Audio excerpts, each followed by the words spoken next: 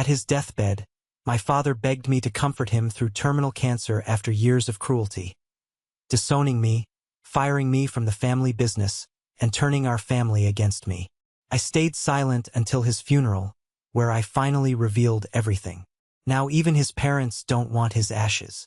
I'm James, I'm 42 years old, and a few months ago, I stood at the funeral of the man who destroyed my life, my own father, and told the world exactly who he was. Before I tell you about the deafening silence that fell over that room when I finished speaking, let me know where you're watching from in the comments below. It's good to know we're all in this together. It all started with a phone call on a Tuesday. Perfectly ordinary day. I was on a lunch break from my job at the local hardware store, sitting in my old pickup truck, the sandwich Emma had packed for me sitting untouched on the passenger seat. My phone buzzed. The caller ID showed a number I hadn't seen in 5 years. Uncle Thomas, my father's younger brother. My heart didn't just beat faster. It lurched, a painful thud against my ribs. In our family, a call from an estranged relative after 5 years of silence never meant just calling to say hi. It meant death, disaster, or debt. Uncle Thomas, I answered, my voice sounding rusty to my own ears. James? His voice was thin, strained, stretched across a wire of bad news. It's your father, James. He's not doing well. I waited, saying nothing, just watching a young mom struggle to fold a stroller on the sidewalk. The world just kept on moving, brutally indifferent. It's pancreatic cancer, he said, the words coming out in a rush. Stage 4. Aggressive. The doctors are saying less than 6 months. I closed my eyes. Cancer. A bolt of lightning from a clear blue sky. For a split second, I felt a surge of something dark and ugly, a grim satisfaction. And then, just as quickly, it was gone, replaced by a hollow emptiness. After everything he'd done, the universe decided on something as mundane and horrifying as cancer. My mind flashed back to the last thing he ever said to me, his voice like ice. You are no longer my son. It seemed he had remembered me now that he had an audience with God on his calendar. He's been asking for you? Thomas continued, his voice softer, as if sensing my turmoil. He's at St. Mary's Hospice. He says he wants to see you, to make amends. I almost choked. Make amends. The phrase was so ludicrous, so completely detached from the reality of the last 5 years. It felt like a sick joke. Amends for firing me and blacklisting me from my own career? Amends for turning my brother against me with vicious lies? Amends for evicting my 7 months pregnant wife from our home? How do you make amends for a systematic demolition of a man's life? I don't know, Uncle Thomas, I finally managed. I really don't. Just think about it, son. Whatever happened between you two, he's a dying man. We hung up, and I sat there in the silence of my truck for a long time. The man who had methodically taken a sledgehammer to the foundations of my life now wanted me to hold his hand as he slipped into the void. He wanted my forgiveness as a final, get-out-of-hell-free card. That night I told Emma. She sat beside me on our worn-out couch, listening without interruption. Her presence a warm, steady anchor in the storm that had just been unleashed in my mind. She had lived through every circle of his hell with me. She knew the truth. She had every right to tell me to let him face his end alone. But she didn't. When I was done, she simply asked, "What does your gut tell you to do?" I stayed up all night, pacing the small living room. I thought about the fury, the years of quiet shame, the constant struggle. But I also thought about the power of a definitive ending. The power of closing a door so firmly it could never be opened again. The next morning, as the first light hit our kitchen, I looked at Emma. "I have to go," I said. She nodded, her eyes full of a deep, unwavering understanding that I had never deserved but was eternally grateful for. I reached for her hand across the table. "But you need to know," I said, my voice low and certain. "This isn't for him. This is for me." Before the demolition, there was the gilded cage. To understand the storm, you have to understand the deceptively calm weather that came before it. Growing up the eldest son of Richard Sterling was an exercise in trying to fill a bucket with a hole in the bottom. The Sterling name was a monument in our part of Ohio. Sterling construction was etched onto plaques on half the skyscrapers, libraries, and hospitals downtown. My father saw that name not as a legacy but as a brand, and I was his lead product, one that was never quite up to spec.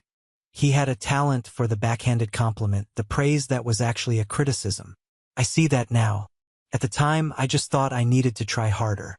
Michael, my younger brother, was the one with the easy charm. He could get a C on a test and my father would laugh it off, ruffling his hair. He's got charisma, that one. People skills.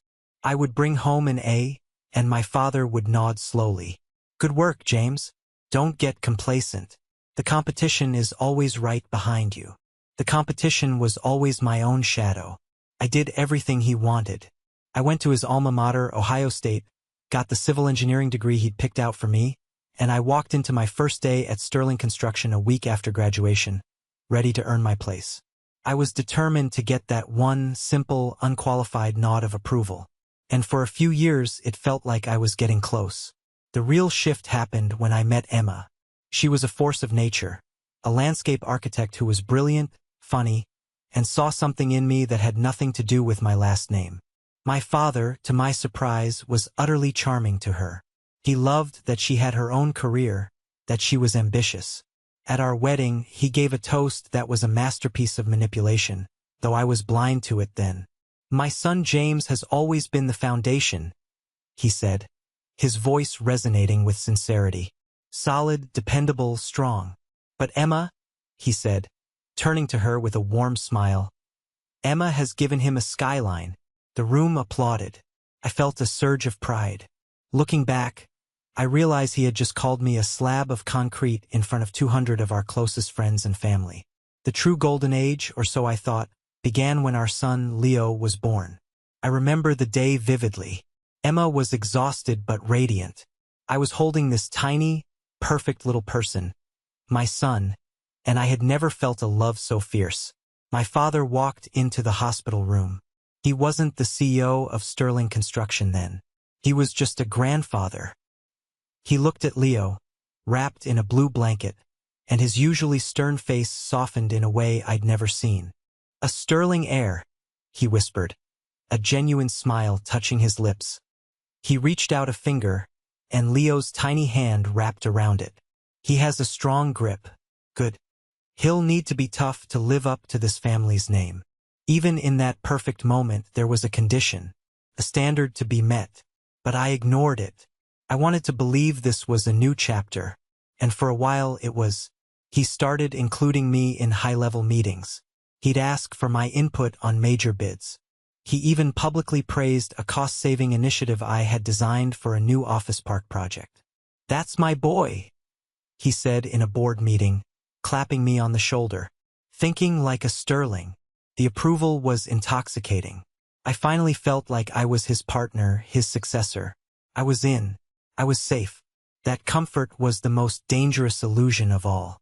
As a project manager on the fast track, I had access to budgets and payment records for our biggest projects. It was part of my job to review everything to ensure we were on track. My father had always preached fiscal discipline. Every dollar counts, he'd say. Waste is a sin. It was that ingrained discipline that led me to the discovery. I was working late one Wednesday night, in the office long after everyone else had gone home. The city lights twinkled outside my window. I was reconciling the accounts for our crown jewel project, the Sterling Tower, a massive downtown condo complex. I was cross-referencing vendor invoices with the wire transfer records. It was tedious, mind-numbing work. Then I saw it. An invoice from a demolition company, Titan Demolition, for exactly $750,000. It was a big number, but the work was extensive. I found the corresponding payment, but it wasn't a wire to Titan. It was a transfer to a generic-sounding LLC I'd never heard of, Heartland Acquisitions Group. A tiny alarm bell went off in my head. That's odd. Probably a subsidiary for tax purposes, I thought. But my curiosity was piqued. I did a quick online search for Heartland Acquisitions Group. The search returned almost nothing, no website, no business profile. Just a state registration document. The registered agent was my father's personal estate lawyer. The address was a P.O. box in a town 50 miles away. My blood went from warm to ice water in a single heartbeat. This wasn't just odd. This was wrong. The next 2 weeks were a blur of clandestine investigation. I felt like a spy in my own company.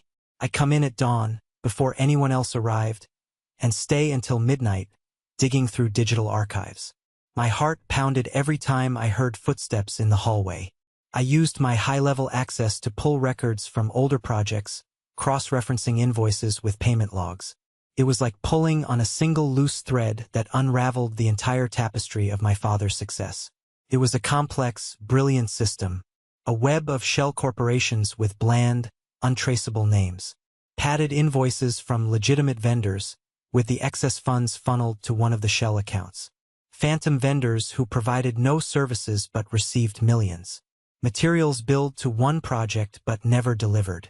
It was all there, a meticulous, decade-long campaign of fraud, embezzlement, and tax evasion. And at the center of the web, pulling all the strings, was my father. He was systematically bleeding his own company dry, funneling tens of millions of dollars into his private coffers. The man who preached about waste as a sin was the greatest sinner of all. The company I was supposed to inherit was a lie, a hollowed-out shell propped up by my father's charisma. I felt physically ill, couldn't sleep.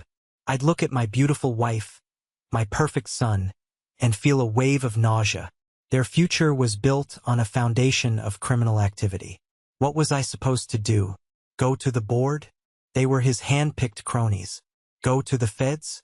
That would mean sending my own father to prison, destroying the company, putting hundreds of people out of work, and disgracing the family name forever.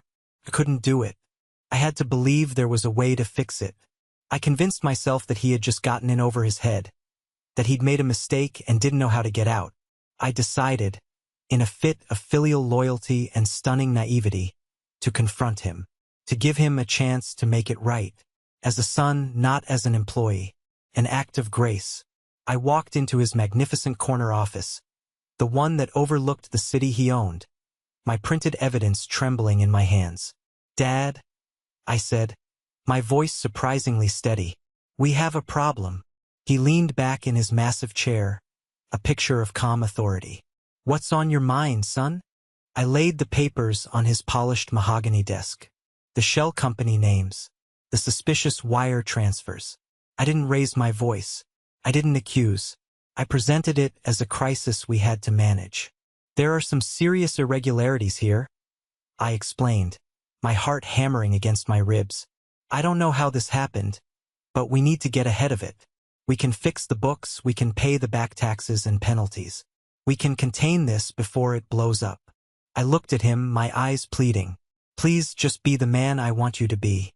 He listened without expression, his gaze fixed on the papers. When I finished, a long, heavy silence filled the room. This was the moment of truth. I braced myself for denial, for rage. Instead, he looked up, and a slow, cold smile spread across his face. It was a smile of pure calculation. "James," he said softly, his voice smooth as silk, "you did the right thing bringing this to me. It takes courage to point out problems." He stood, walked around the desk, and placed a heavy, proprietary hand on my shoulder. "You've done your part. Now leave this with me. Let your old man handle the cleanup." The relief was so overwhelming, it almost buckled my knees. He understood. He wasn't angry. He was going to fix it. We were a team. I had done the right thing. I walked out of that office feeling like I had just saved the world. I was a hero. I was an idiot. I had just handed the executioner the axe and pointed to my own neck. The execution was scheduled for the following morning. I walked into the office the next morning with a spring in my step. I felt lighter than I had in weeks. I had faced the dragon and won. I was my father's partner, his trusted lieutenant. I nodded cheerfully at his executive secretary, Carol, a woman who had known me since I was a boy. She gave me a look of such profound pity it stopped me in my tracks.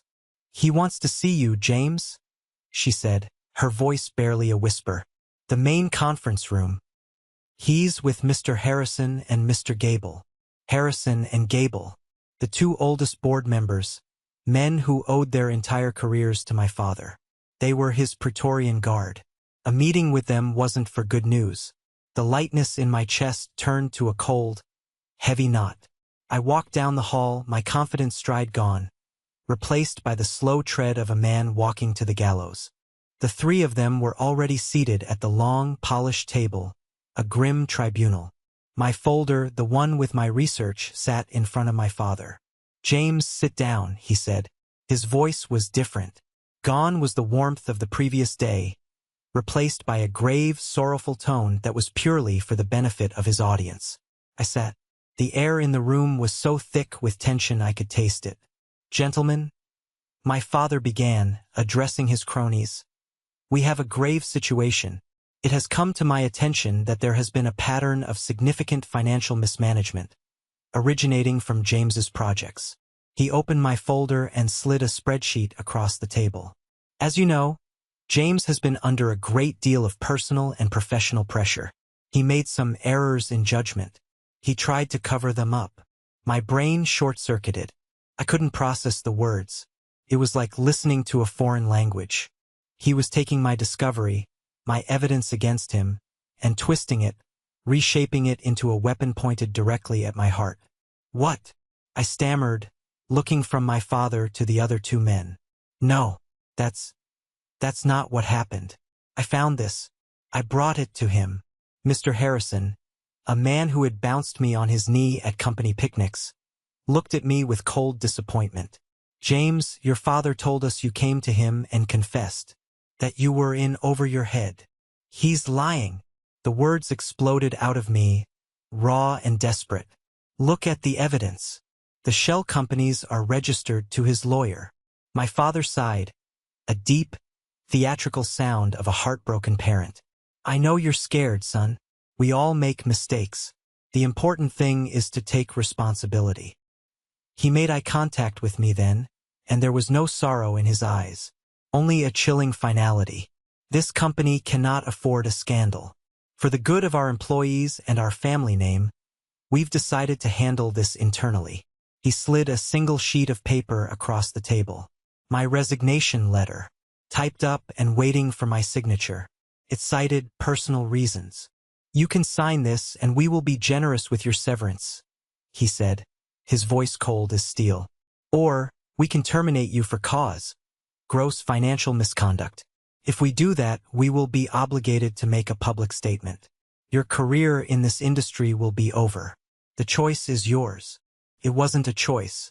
It was a checkmate. Cold, brilliantly executed checkmate. The secret meetings, the pre-written letter, the loyal witnesses. He had been prepared for this. My confrontation hadn't been a surprise. It had been the trigger for a plan already in motion. A white-hot rage, purer than any emotion I had ever felt, burned through my shock. I stood up so fast my chair fell backward with a loud crash. "You're a monster," I whispered, my voice shaking. I looked at Harrison and Gable. "You know he's lying. You know it." They looked away, staring intently at their hands, at the wood grain of the table. Anywhere but at me. They had made their choice.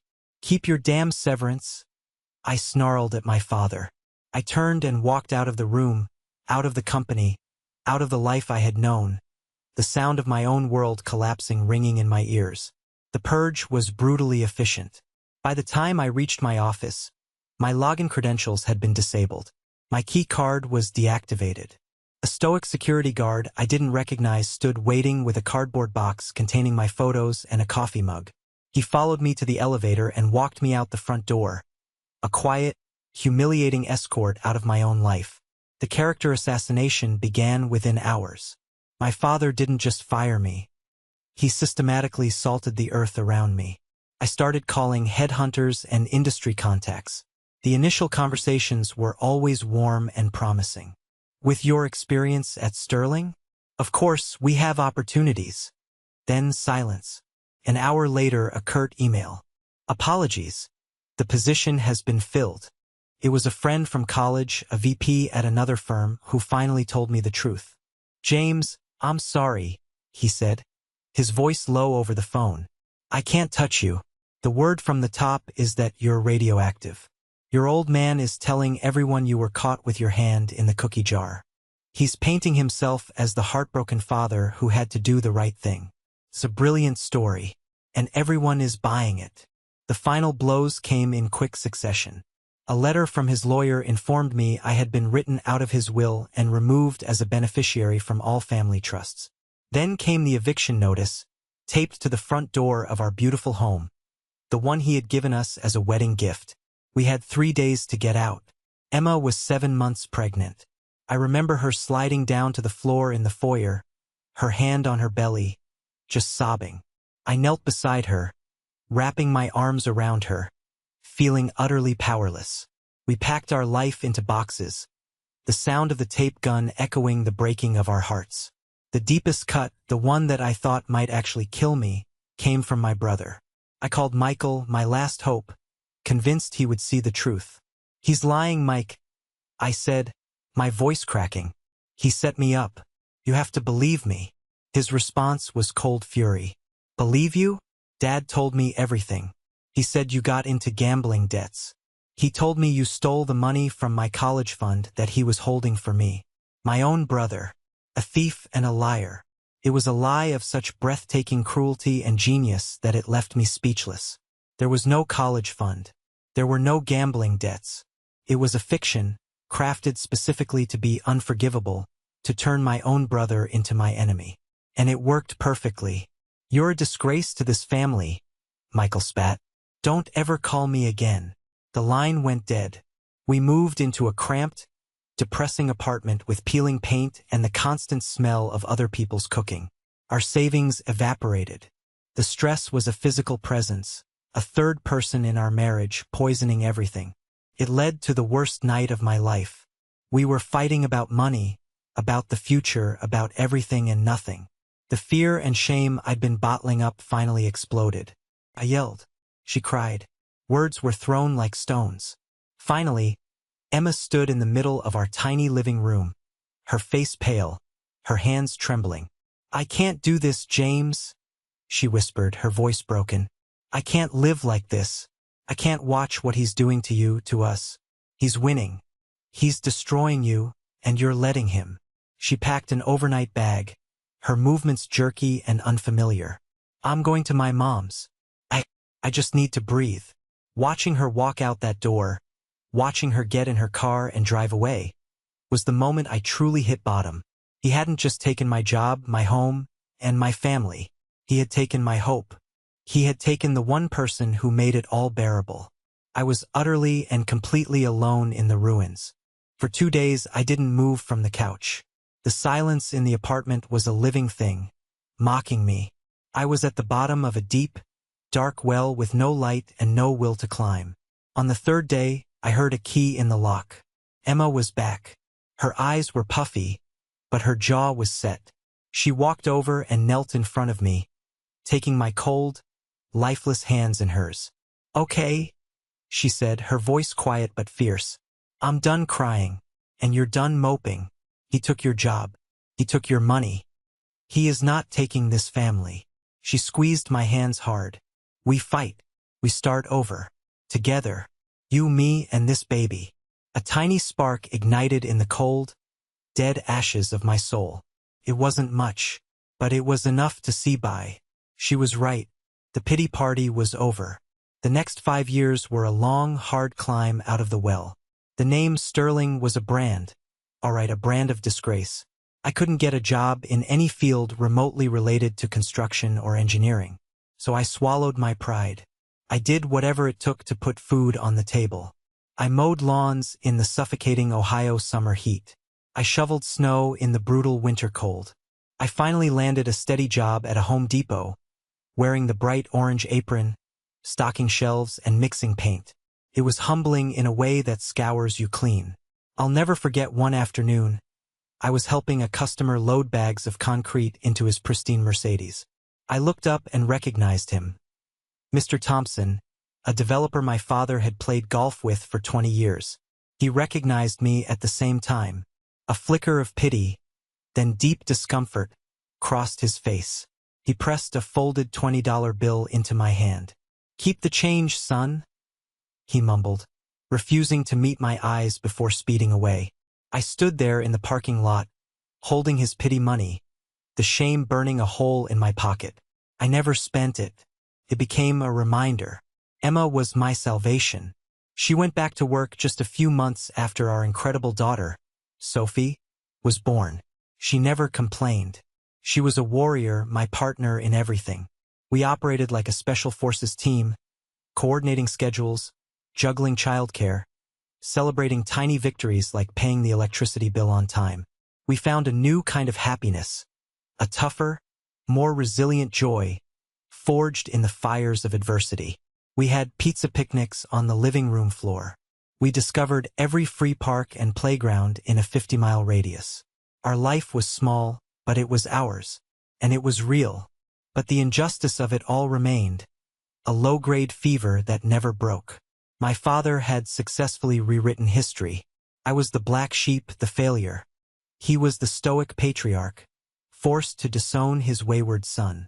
The narrative was set in stone. After 5 years of this quiet exile, something inside me changed. I was tired of being a ghost. I was tired of the shame. I looked at my children, and I knew I couldn't let my father's lies be the final word. I didn't want revenge. I wanted the truth. For me, for them. I started a quiet, one-man investigation from the second bedroom that served as our home office. Late at night, after Emma and the kids were asleep, I'd sit with a burner laptop and try to reconstruct the paper trail I had found all those years ago. It felt impossible, like trying to rebuild a demolished house from memory. But it was an action. It was me taking back a piece of my own story. I knew I needed help. I kept thinking about Frank Gable Jr. We weren't close friends back in the day, but we had a mutual respect. I knew he was a good man who had been suffocated by his father's loyalty to mine. I found him online, running a custom woodworking business a few states away.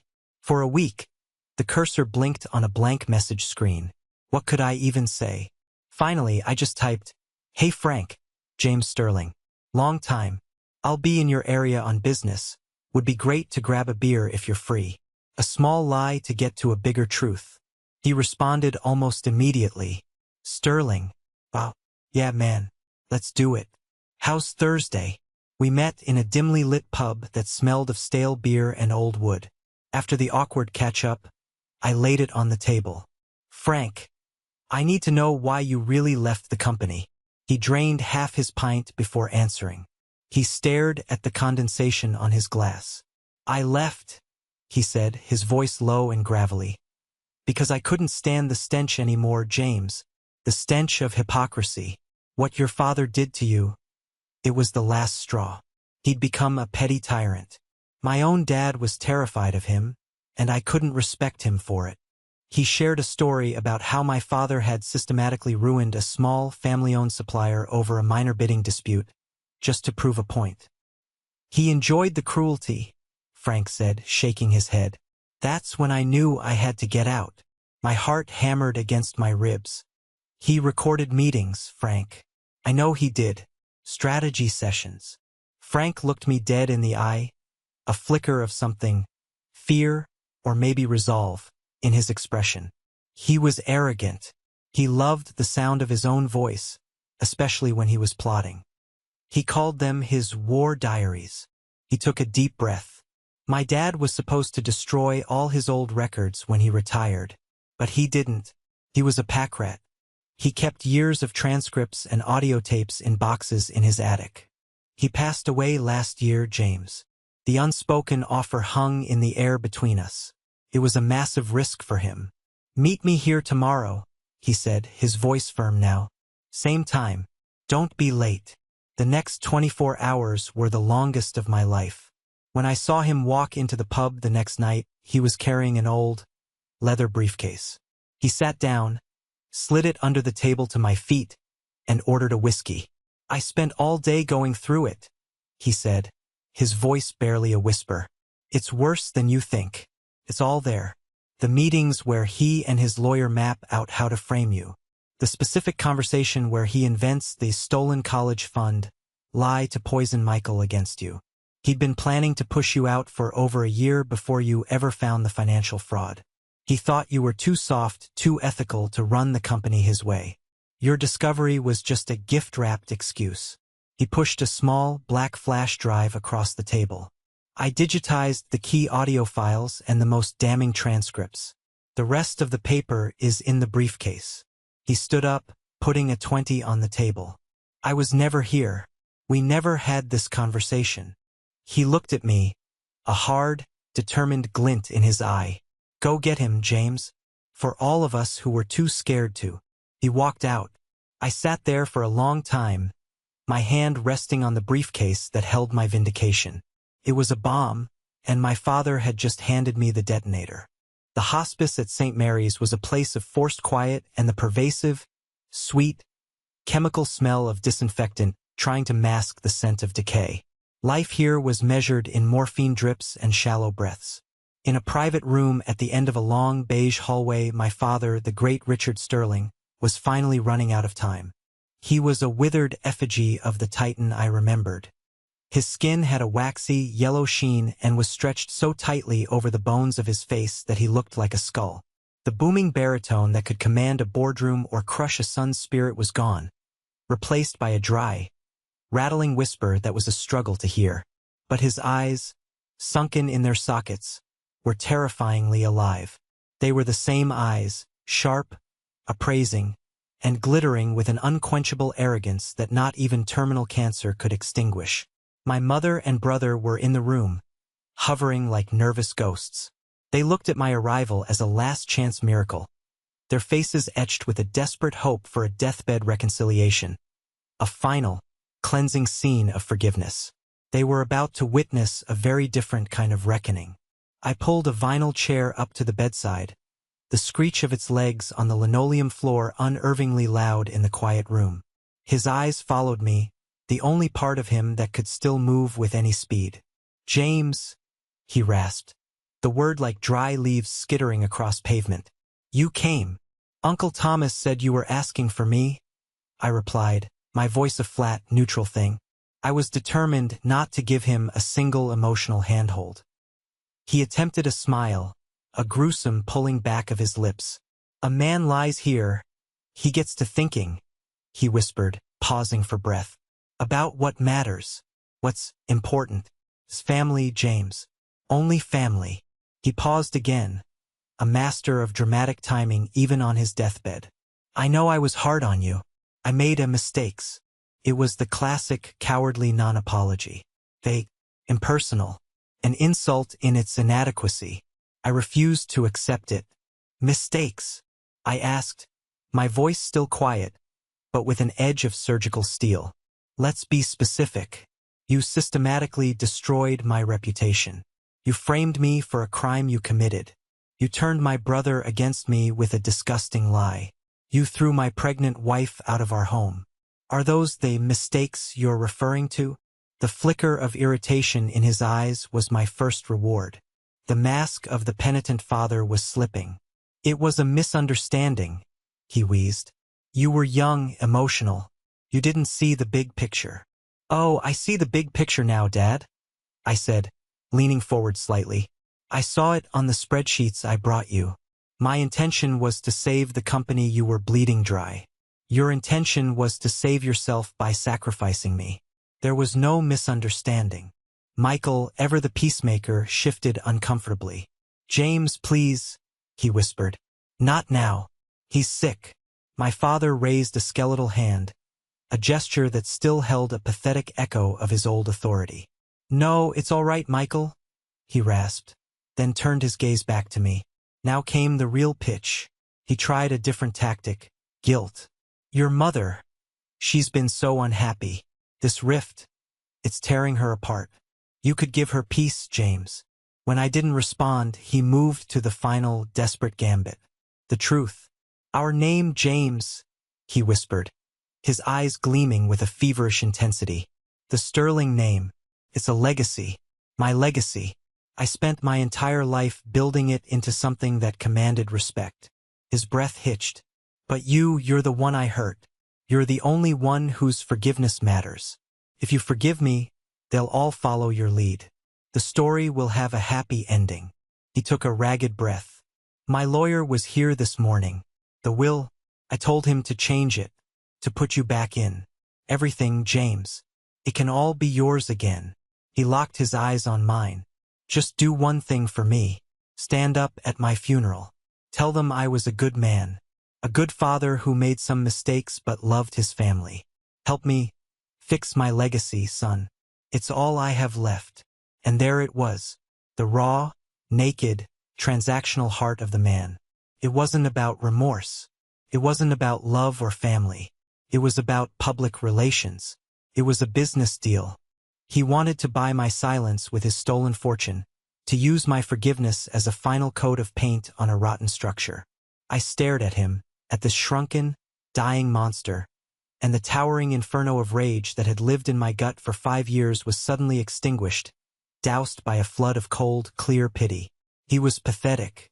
He would die as he had lived, a hollow man, terrified of what people thought of him, a king with no subjects, only an audience. I stood up from the chair. "There is no our legacy, Dad," I said, and my voice was calm, free of the anger he so desperately wanted to see. "There's just your mountain of lies, and I will not add my voice to it." I turned to my mother and my brother. They were staring at me, their faces a canvas of shock and dawning horror. They had finally seen him for what he was. "I'm sorry," I said to them. "I'm truly sorry you had to be here for this." Then I walked out of the room, out of the hospice, and into the clean, cold air, leaving my father alone with the only thing he had ever truly loved, his own reflection. The day of the funeral was cold and gray, the sky a lid of iron. The church was a standing room only affair, a testament to my father's influence. I sat with Emma in the second row, a silent stone in a river of performative grief.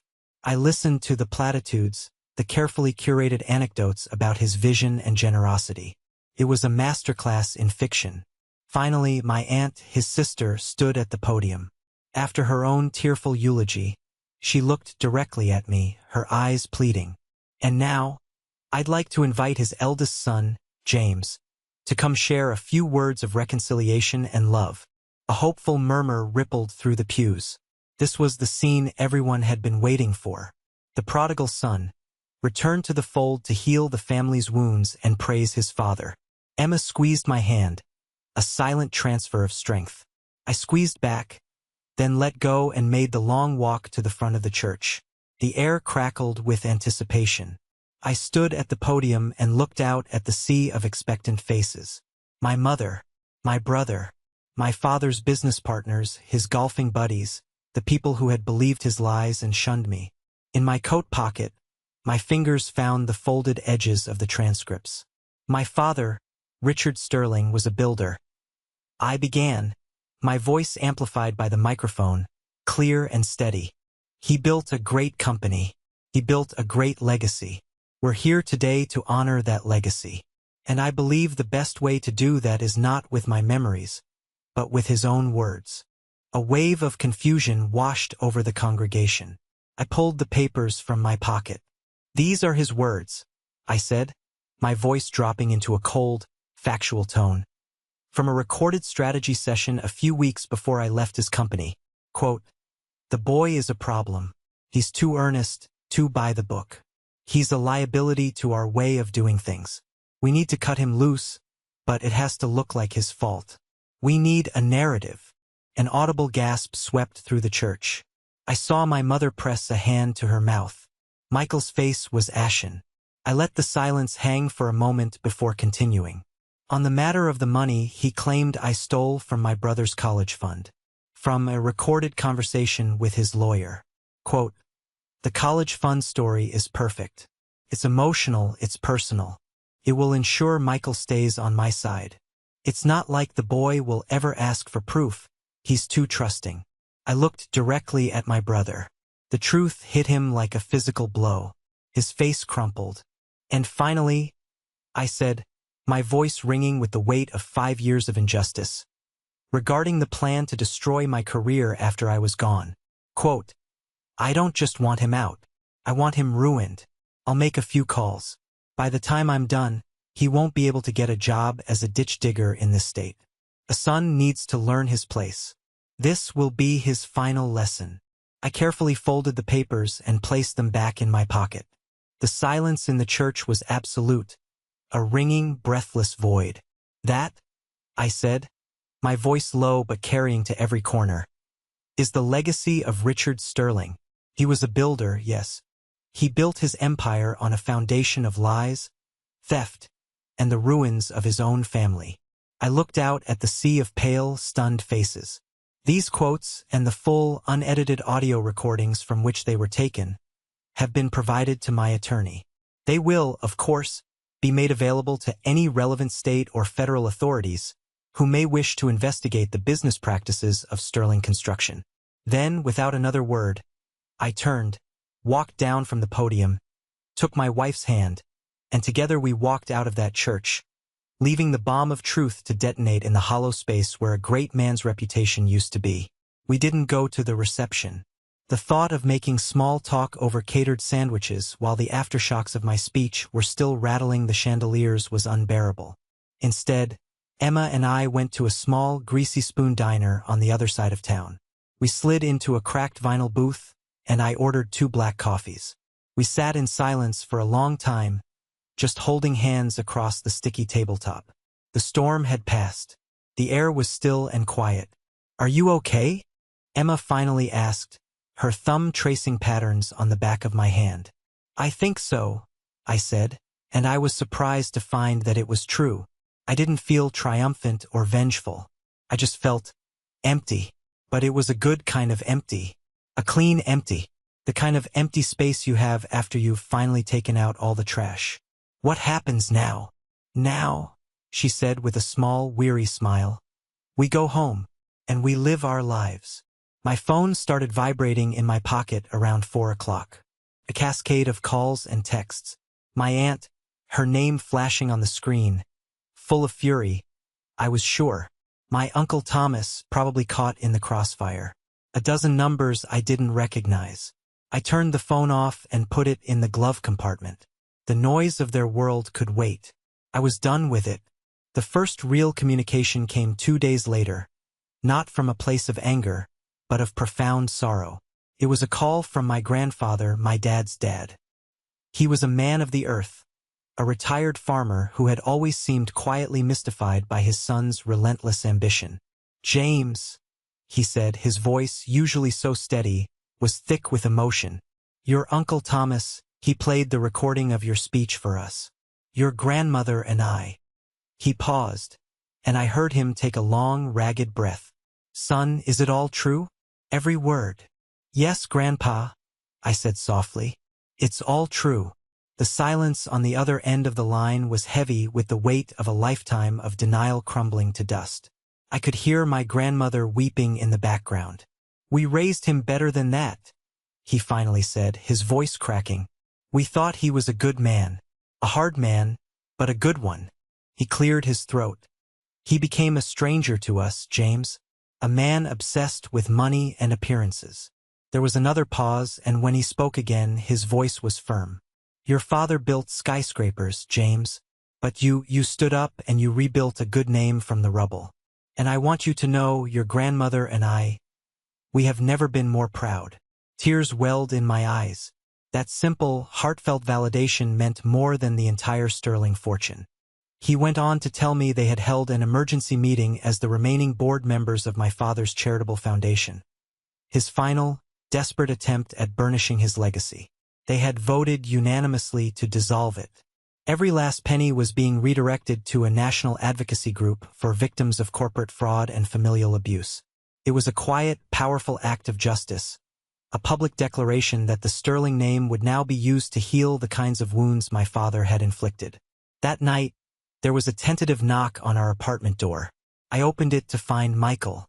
He looked like a ghost. His eyes were red-rimmed and hollow, his usual confident swagger completely gone. Emma, with her boundless grace, gently led him inside. He stood awkwardly in our small living room, unable to meet my eyes. "I listened to the whole drive," he finally whispered, his voice hoarse. Uncle Thomas sat me down and made me listen to every single minute. The meeting about framing you. The lie about the college fund. His voice broke. The way he talked about you. The way he talked about me. Like I was just some dumb, loyal dog he could manipulate. He looked up at me then, his face a mask of shame and self-loathing. He played me, James. He played me my entire life, and I was too stupid and too eager for his approval to see it. Tears streamed down his face. I'm so sorry. For everything. For not believing you. For abandoning you. I was a coward. I had imagined this moment for years. In my fantasies, I was cold and unforgiving. But seeing my brother so utterly shattered, all the anger I held for him simply vanished. He wasn't my enemy. He was just another one of my father's victims. I stepped forward and pulled him into a hug. He felt thin and fragile in my arms. He sobbed against my shoulder, years of buried confusion and hurt pouring out of him. We talked late into the night. It was the first real conversation we'd had since we were kids, before my father's favoritism had driven a wedge between us. The road back to being brothers would be long. I forgive you, Mike, I told him as he was leaving. But trust is different. We have to rebuild that, one brick at a time. No more secrets. He nodded, his eyes full of a new, sober understanding. Okay, brother, he said. One day at a time. It was a beginning. In the wreckage of our father's lies, we were finally starting to build something true. The 6 months that followed the funeral felt like waking up from a long, feverish dream. The world was slowly coming back into focus. The legal storm I had unleashed upon Sterling Construction was a distant thunder. Investigators were crawling all over the company's books, and lawyers were sending threatening letters, but I walled it all off. That was the past. I was focused on the future. The first thing I did was quit my job at the hardware store. I was grateful for the paycheck that had kept us afloat, but I was done just surviving. It was time to build again, but this time on my own terms. I took the small amount of savings we had managed to scrape together, combined with a modest loan from my grandfather who insisted it was an investment, and started my own company from the cluttered second bedroom of our apartment. I called it Oak Haven Consulting. Oak Haven was the name of the street my father's mansion was on, the street I grew up on. It was my own small act of defiance, taking back the name of the place where I had felt so small and turning it into something that was entirely mine. My business model was simple. I offered project management consulting for small to mid-sized residential and commercial contractors. My specialty, my unique selling proposition, was something my father would have laughed at: transparent budgeting and ethical business practices. It was a tough start. The Sterling name was still a double-edged sword. Some people knew the story and admired my stand. Others just saw the name and associated it with the scandal. I'll never forget one of my first potential clients, a man named Mr. Henderson who was building a small medical clinic. He looked at my proposal, then at me, his eyes skeptical. Your father's company built the west wing of the old hospital, he said. They came in over budget and 6 months late, and I heard stories about how they treated their subcontractors. I met his gaze directly. Mr. Henderson, I said, that's exactly why you should hire me. I know every trick, every shortcut, and every lie that companies like his use to exploit their clients. My company is founded on one principle: doing the exact opposite. I will bring your project in on time and on budget, and I will do it with complete transparency. That's my promise. He was quiet for a long moment, studying me. Then he nodded and extended his hand. All right, son, he said. You've got a deal. That project was a turning point. I poured my heart into it. We finished a week ahead of schedule and 3% under budget. Mr. Henderson became my biggest advocate. Work started to trickle in, then flow. A year and a half after the funeral, our life had been completely transformed. Oak Haven Consulting had moved out of the apartment and into a small but professional office downtown. I had 3 full-time employees. We had even managed to buy a house. It wasn't a mansion like the one I grew up in. It was a modest, 3-bedroom ranch house in a quiet neighborhood with good schools and a big oak tree in the backyard. To me, it was a palace. One perfect Saturday afternoon in late summer, I was out back grilling burgers. The air was filled with the smell of charcoal and freshly cut grass. Emma was relaxing in a lounge chair with a book. Leo, my serious little 7-year-old, was intently showing his 3-year-old sister Sophie how to build a tower out of blocks. Their laughter was the soundtrack to my new life. My phone, sitting on the patio table, buzzed with a news alert. I glanced at it. The headline read, "Sterling Construction Files for Chapter 7 Bankruptcy. Federal Charges Announced for Former Executives." I read the first few paragraphs. The company was being liquidated. The assets seized. The great empire had crumbled into dust. I felt a quiet, profound sense of finality. Not joy, not triumph. Just the silent click of a heavy book closing for the last time. The final piece of my healing came a few weeks later. My mother called and asked, her voice small and hesitant, if she could come over to see the kids. I agreed. She sat with me on the back porch watching the children play. She looked frail, the years of living under my father's thumb having taken their toll. For a long time, we just sat in the awkward silence that had defined our relationship for years. "He used to tell me I was nothing without him," she finally said, her voice so soft I had to lean in to hear. "That I was lucky he ever married me. He said it so often, for so many years, that I started to believe it." She looked at her hands, twisting them in her lap. "When you confronted him, I was terrified, not just of him but for you. I knew what he was capable of. And when he turned on you, I just froze. It was cowardly. I know it was." Tears began to trace paths down her wrinkled cheeks. "There is no excuse for choosing fear over your own child. I have to live with that every day. But I want you to know, James, in all those years of silence, there wasn't a single day I didn't pray for you. There wasn't a single day I didn't hate myself for not being brave enough to pick up the phone." I looked at my mother, really looked at her, perhaps for the first time, not as the woman who had failed me, but as the woman who had survived my father. She was his first and longest-suffering victim. I reached across the small patio table and took her hand. Felt as fragile as a bird's wing. "I understand, Mom," I said, and the most surprising part was I actually did. "I can't forget what happened. No one can. But I think I can understand. It wasn't a magical absolution. It was something better. It was the truth. And it was enough. This past weekend, my son Leo, now 8, asked me to help him build a birdhouse for the backyard.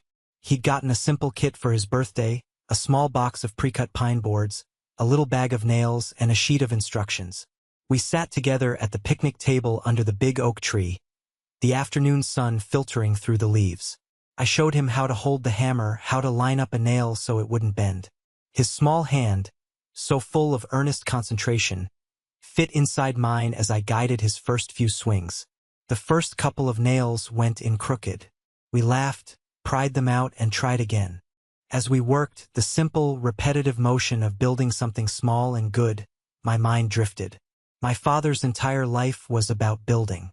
He built skyscrapers that scraped the clouds, monuments of glass and steel designed to broadcast his power and importance to the world. He built a legacy, or so he thought, on a foundation of fear, intimidation, and meticulously crafted lies. It was a huge, impressive, hollow thing. And in the end, it took nothing more than a few moments of spoken truth to bring the whole rotten structure crashing down. I looked at the lopsided little birdhouse taking shape between us. It was simple. It was imperfect. It had a slightly crooked roof and a nail head sticking out. But it was real. It was honest. We were building it together, side by side, for no other reason than the quiet joy of making something. My daughter Sophie, her pigtails bouncing, came running over and presented me with a dandelion she had picked, her face beaming as if she were offering me a crown jewel. I tucked it behind her ear and she giggled, a sound more precious than all the money in my father's secret accounts. This, I realized with a clarity that felt like a ray of sunlight, was my legacy. It wouldn't be found on a bronze plaque in a corporate lobby. It was here. It was in the strength and grace of my wife's love. It was in my son's focused frown as he learned a new skill. It was in my daughter's carefree laughter. It was in the freedom that comes from living a life, however small, that is honest to its bones. My father spent his life trying to teach me my place in his world. And in the end, I finally found my place in mine. It wasn't in his shadow. It was here, in the sun, building a small, imperfect, crooked house for the birds, with the people I loved. He had taken everything from me, and in doing so, he had cleared the way for me to build a life that was truly my own. A life that was worth living. Thank you for listening to my story. I hope it connected with you in some way. It's not easy to talk about these things, but I believe in the power of sharing our truths. Have you ever had to stand up to a difficult family situation, or fight for a truth that no one else wanted to believe? I'd be honored to hear about your experience in the comments below. And if my story resonated with you, please consider liking this video and subscribing to the channel. It helps more than you know. Thank you.